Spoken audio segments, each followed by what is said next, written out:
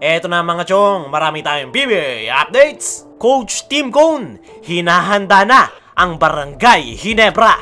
Barangay Ginebra, hahakot ng award. Ano nga ba yung mga posibleng makuha? Sa November 5 na nga, opisyal na magbubukas ang panibagong season ng PBA. Kasabay niyan ay gaganapin din dyan yung magiging Leo Awards. At mukhang hahakot na naman ang Barangay Ginebra dahil halos lahat ay meron silang representative player. Unahin na nga muna natin ang Sportsmanship Award.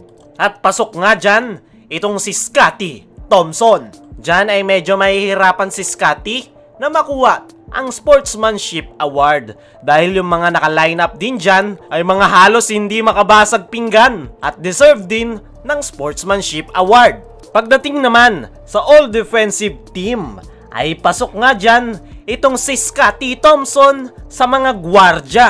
Para naman sa forward to center ay itong si Japet Aguilar, Jamie Malonzo at Christian Stan Hardinger ang mga nakapasok. Dito mga chong ay malaki yung tsansa ng Barangay Ginebra na makakuha ng award.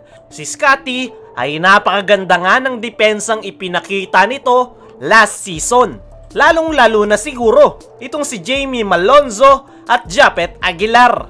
Dahil ang dalawang yan nga yung pinakasinasandalan ng Barangay Ginebra pagdating sa depensa sa loob ng painted area.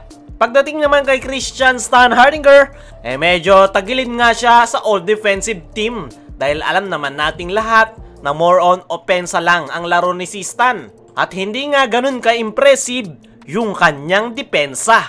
Pagdating naman sa mythical selection ay pasok pa rin itong si Scotty Thompson. Kasama niya nga dyan itong ating bagong kabarangay na si Maverick Ahamnisi. Pasok nga sila sa guard position.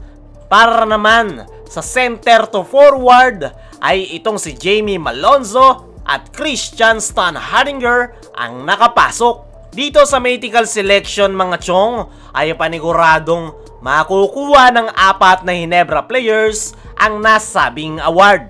Dahil napakaganda nga ng kanilang ipinakita buong season.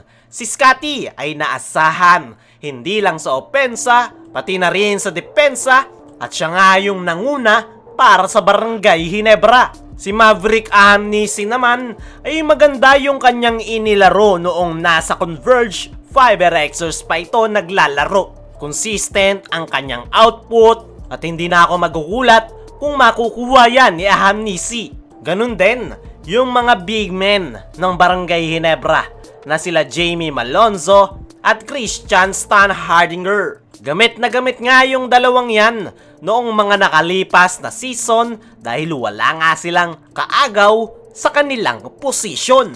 At talagang nayutilize talaga nila ang kanilang performance under Coach Tim Cone. Pagdating naman sa Most Improved Award ay pasok itong si Jamie Malonzo at Maverick Ahamnisi. Pareho ngang maganda yung ipinakitang performance ng dalawang nasabing Ginebra player. Pero real talk lang, tagilid sila pagdating sa Most Improved Award dahil mas deserving nitong former Ginebra forward na si Arvin Tolentino ang Most Improved Award dahil napakaganda ng ipinapakita nitong performance sa Northport. At para naman sa MVP Award ay pasok pa rin itong reigning MVP ng Barangay Ginebra na si Scotty Thompson. Kasama niya dyan itong kanyang teammate na si Christian Stan Hardinger. Dito sa MVP Award ay medyo mahirap na desisyon yan dahil yan nga yung pinakamabigat sa lahat. Pero tingnan na lang natin kung mare-retain nga ba ni Scotty ang kanyang MVP Award. Sa kabilang banda, Coach Tim Cone, hinahanda na ang Barangay Ginebra. Ito ang si Coach Tim Cone mga chong ay kakabalik lang ng bansa matapos ang kanyang bakasyon sa US. Deserve nga ni Coach Tim ng pahinga matapos nitong mabigyan ng gintong medalya ang ating national team. At balik trabaho at balik focus na nga ngayon si Coach Tim Cone sa kanyang kupunan na Barangay Ginebra. Wala ngang sinayang na panahon itong si Coach Tim at agad na sinimulan ang kanilang mga plano.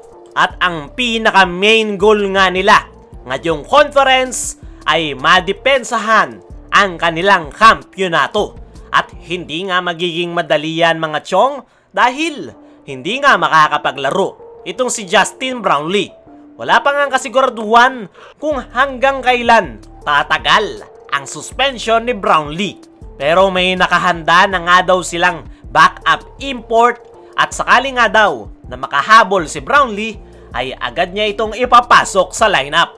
Para sa akin mga chong ay isa pa rin ang Barangay Ginebra sa title contender ngayong conference dahil napakalakas pa nga rin ng kanilang lineup, lalo na sa pagkakadagdag nitong kanilang bagong kabarangay na si Maverick Ahamnisi.